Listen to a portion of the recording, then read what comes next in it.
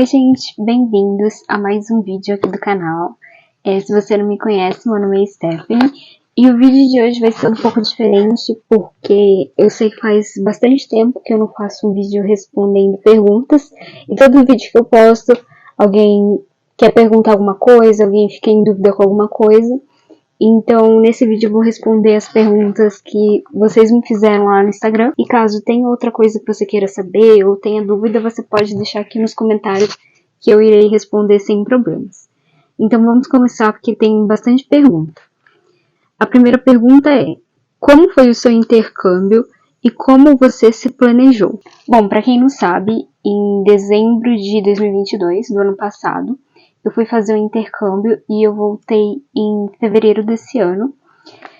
E basicamente eu fiquei um mês e 2 semanas em Barcelona, na Espanha. E assim, eu sempre sonhei em fazer intercâmbio, sempre. Desde que eu era adolescente, tinha uns 15, 16 anos. É algo que eu sempre quis fazer, eu sempre me planejei pra fazer. Só que intercâmbio é muito caro, né? Então eu não tinha condições de fazer. O que acontece é que quando eu fiz 23 anos, mais ou menos, eu percebi que era o momento de viver aquilo, eu sentia que era o momento, então eu comecei a procurar maneiras de fazer o intercâmbio de forma que não fosse tão caro. Porque, gente, é muito caro, você precisa fechar uma escola, que é geralmente a parte mais cara do intercâmbio, você precisa ter hospedagem, você precisa dos documentos. Então, realmente, é algo que demanda muito tempo de preparação, enfim. E muitos recursos financeiros, né? Que é algo que eu não tinha para fazer. Então, basicamente, o que eu fiz na Espanha foi um intercâmbio voluntário. Intercâmbio voluntário é uma modalidade de intercâmbio que existe, é bastante comum, principalmente entre viajantes, pessoas que são acostumadas a viajar. E basicamente você faz o intercâmbio, você trabalha e você recebe algo em troca. Existem plataformas para isso e as plataformas possuem diversos tipos de vaga. Então tem vaga, por exemplo, para cuidar de animais, tem vagas para trabalhar em fazenda, para trabalhar em hostel, para trabalhar em uma ONG, dando aula de idiomas, enfim. Existem 1 milhão de tipos de vagas em diversos lugares do mundo. E eu encontrei essa vaga para Barcelona, lá no Example, que é no centro de Barcelona. E eu fiquei em um hostel. Então, qual que era a minha função lá? Era responsável por entreter os hóspedes, então, tipo, fazer atividades que integrassem os hóspedes entre si, sabe? Porque é uma cidade muito turística, então tem gente de todo mundo lá, então para fazer os hóspedes se integrarem entre si. Eu também era responsável por tirar as roupas de cama e colocar para lavar, e depois pegar essas roupas e colocar para secar. Eu era responsável por fazer as camas dos hóspedes. Só que assim, gente, era muito fácil. Eu trabalhava 3, 4 horas por dia, 5 dias na semana, e eu tinha 2 dias de folga. Porém, eu não era a única voluntária lá. Era eu mais 3 meninas, e então era muito fácil dividir as tarefas. E às vezes uma precisava trabalhar mais, precisava fazer mais horas, porque não conseguiu fazer no outro dia.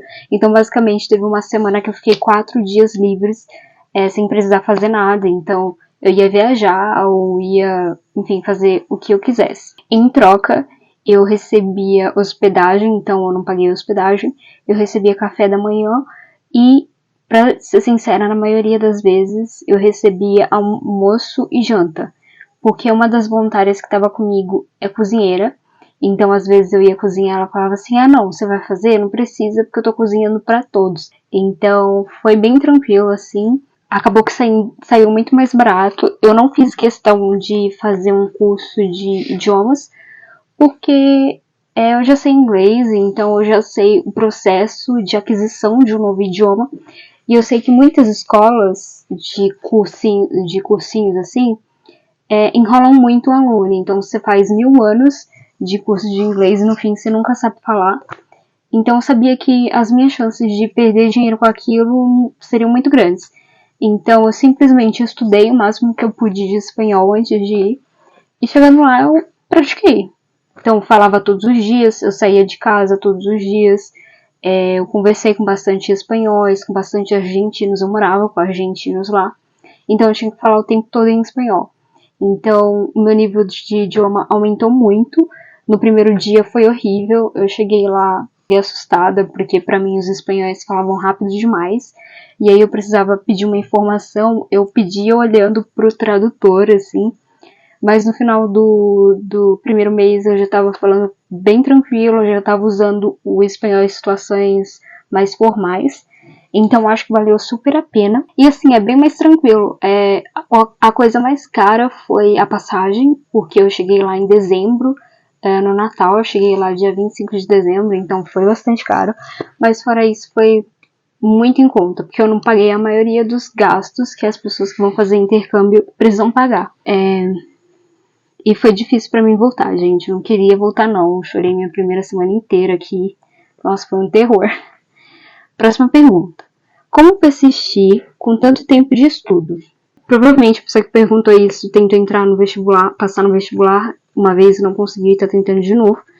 Basicamente, eu acho que o que faz a gente persistir em algo quando algo não dá certo é a vontade de ver aquilo se concretizar, né? Então, por exemplo, eu passei na minha terceira tentativa, mas eu tenho uma amiga lá da faculdade que ela tentou 7 vezes antes de ser aprovada no vestibular. É legal? Não é.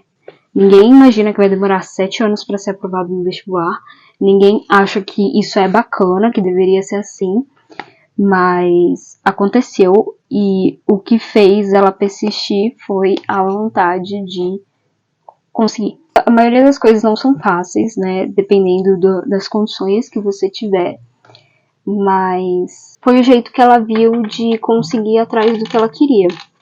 Então, eu acho que o que faz a gente tentar persistir é essa vontade. Você tem em mente se é isso mesmo que você quer e acreditar no seu potencial. Próxima pergunta. Como lidar com a falta de renda monetária quando se está na faculdade? É uma pergunta muito boa, porque eu acho que assim, tudo depende do curso que você fizer. Se você fizer um curso meio período, você pode trabalhar tranquilamente.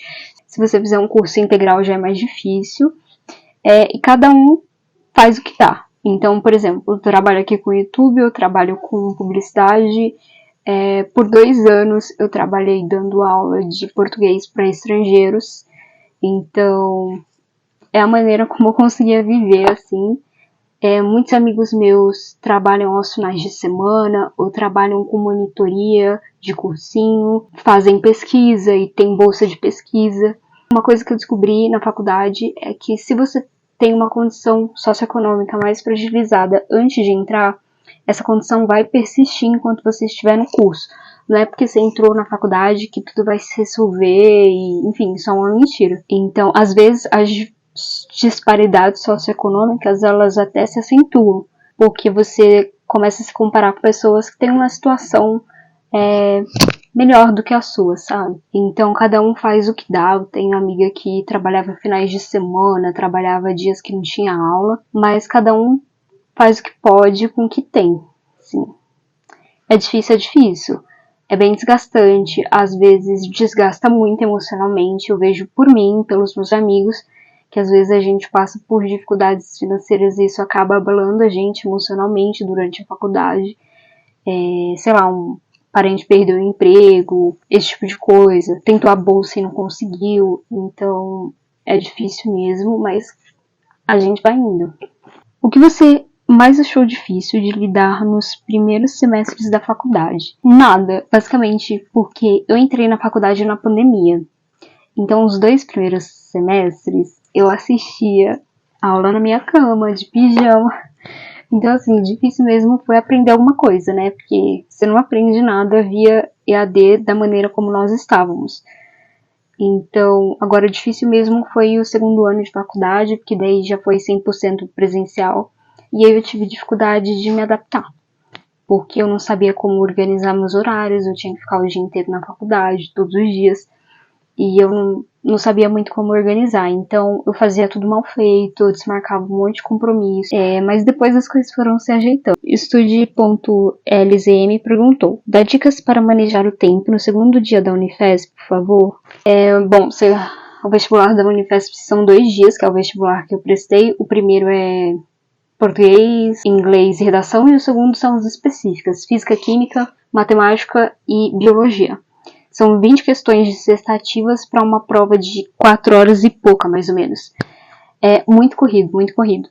A dica que eu dou é, sempre comece pela disciplina que você tem mais facilidade, então eu sempre começava por biologia, porque eu sabia que eu iria fazer rapidão. Se você souber a resposta, se você ler a questão e souber a resposta, já dá a resposta à caneta. Não faça rascunho, porque vai demorar muito tempo, assim, você vai perder tempo, vai deixar a questão em branco. Então, se você souber a resposta, já passa a caneta, não fique fazendo rascunho. Tente fazer várias provas do segundo dia, porque é a mesma coisa. O que você fizer na sua casa, você vai fazer lá no dia, porque a prova é igual, o tempo de duração é igual e as disciplinas, os assuntos são iguais. Então, treina bastante o segundo dia que vai dar bom. Falando nisso, de vestibular e tudo mais, eu gostaria de agradecer a patrocinadora dessa parte do vídeo, que é a Estuda.com. Eu já falei da Estuda aqui algumas vezes. A Estuda é um cursinho pré-vestibular online, então é perfeito para aquelas pessoas que pretendem se preparar para o vestibular dentro do conforto de casa. É um cursinho bastante completo em questão de aulas, em questões de exercícios. Então tem exercícios comentados, tem vários simulados de universidades, simulados divididos de acordo com a disciplina que você for estudar. Então, por exemplo, você for estudar geometria plana, tem simulado só de geometria plana para você treinar e ver se aprendeu ou não. Os exercícios são comentados, você consegue ver o que você errou, consegue ver também o seu desempenho em relação aos outros assinantes da plataforma, para ver se você está em uma boa posição em relação aos seus concorrentes. Você consegue ter um controle maior do tipo de questão que você está fazendo e consegue ver também se você está em um bom parâmetro ou não em relação às outras disciplinas. É uma ótima opção para quem está querendo se preparar agora, na reta final, que ainda dá tempo de estudar, ou para quem está se planejando ou procurando ferramentas para se preparar no ano que vem. Se você tiver interesse, eu tenho aqui na descrição cupom de desconto para todos os planos da plataforma, tanto para o plano anual quanto para o plano mensal. Próxima pergunta. Vale a pena estudar provas de 2016 e 2019 da Unifesp? Não. Ouvi falar que elas são diferentes. Eu acho que não vale a pena, você não pode perder tempo agora. Sei lá, eu acho que faltam menos de 3 meses para o Enem.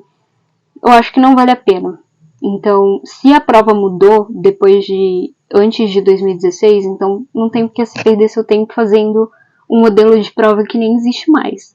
Foque apenas no modelo de prova que você vai prestar no dia, que daí vale muito mais a pena. Próxima pergunta. Seu gosto musical. Eu vou decepcionar um pouco vocês, mas eu só escuto pop internacional, então todas essas divas pops aí, todas não, mas algumas dessas divas pops aí eu gosto. É a única coisa que eu escuto. Tipo, Bad Bunny. Ninguém gosta de Bad Bunny, mas eu gosto. Eu sei todas as músicas. É o meu gosto musical. Eu sei que é meio questionável, mas... Próxima pergunta. Já fez alguma pesquisa científica? Caso sim, grava um vídeo ensinando a montar. Então, eu faço pesquisa.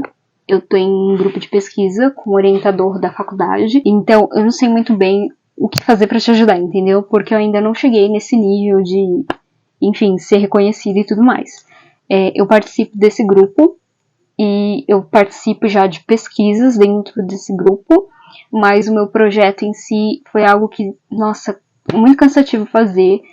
Eu fiquei dias sem dormir para fazer e mandar a tempo e, enfim, não sei o que eu vou fazer agora. Eu tô esperando orientações do meu orientador, então eu não posso te ajudar com isso, mas no futuro, quem sabe, eu te ajudo. No futuro. Como você se sente sabendo que faz medicina na federal? A ficha demorou para cair? Eu acho que assim, tem uma idealização muito grande em torno do curso. Não é a coisa mais impossível do mundo. Para mim é algo normal. Como eu já estudava em outra universidade pública, né? Para mim eu só mudei de curso e de universidade. Só que a ficha eu acho que não vai cair tão cedo. Às vezes eu acho que caiu, às vezes eu acho que não.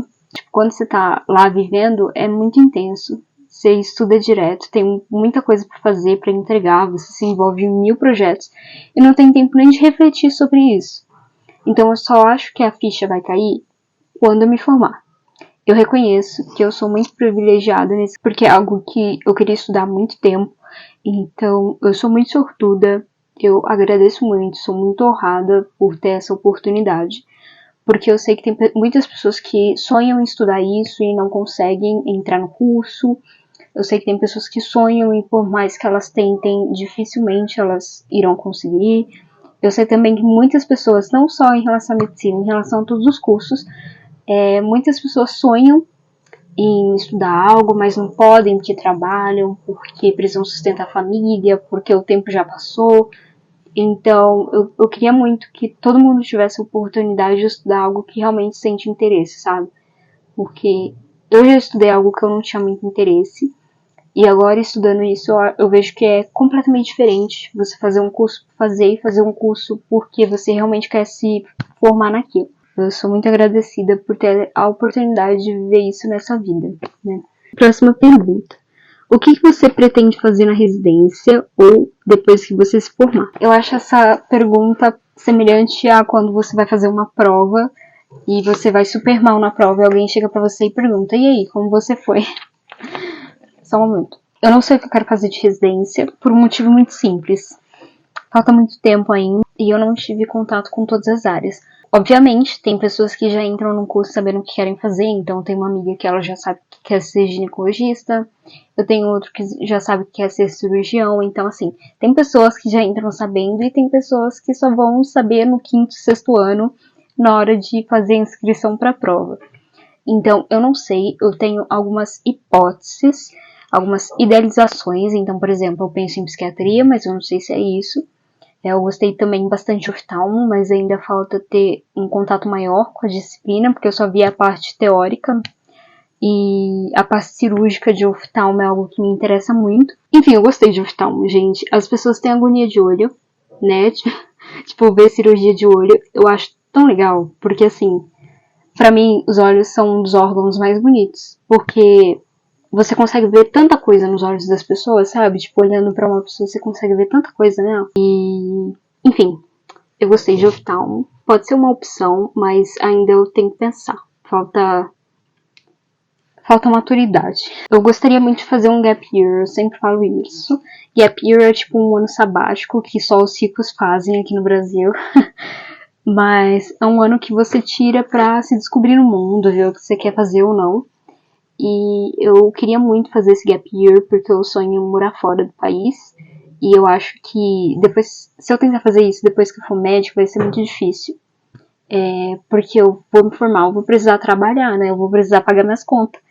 Então, eu abandonar tudo depois de começar a trabalhar pra ir morar em outro país não faz o menor sentido. Então, eu penso muito em fazer um gap year porque eu quero ficar pelo menos uns 6, 8 meses morando fora. Eu gostaria de voltar pra Barcelona, se fosse possível. E aí depois de um ano eu volto e entro na residência. Basicamente, esse é o meu plano. Não tô falando que eu vou fazer, mas é algo que tá na minha cabeça.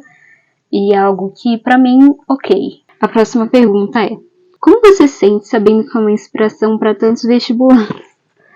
É muito fofo.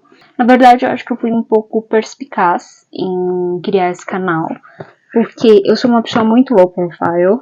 Eu posto, sei lá, 2 fotos por ano.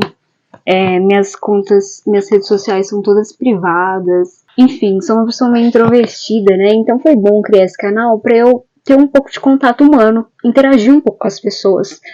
E é muito bom porque, pra mim, porque me ajuda a me distrair. Às vezes eu fico muito preso nos meus próprios pensamentos, na minha rotina e tudo mais, e me ajuda. E a melhor parte do canal são os comentários, porque são os comentários que eu consigo ver o que vocês têm pra falar, né?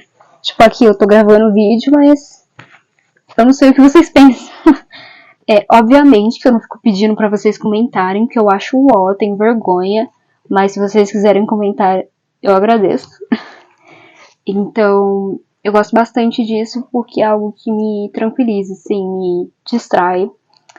E é bom porque eu interajo um pouco com as pessoas, sabe? Claro que nem sempre eu consigo postar tudo da maneira como eu gostaria. Quem me segue lá no Instagram já viu, eu posto tipo uma vez por semana. É isso, não vou ficar me prolongando, mas eu gostaria de agradecer a todos vocês que me seguem, todos vocês que me acompanham. E vocês que terminaram de assistir esse vídeo, muito obrigada por me acompanharem. Se tiverem alguma dúvida, por favor, deixem nos comentários. Ou então alguma sugestão de conteúdo também, podem deixar. E até o próximo vídeo.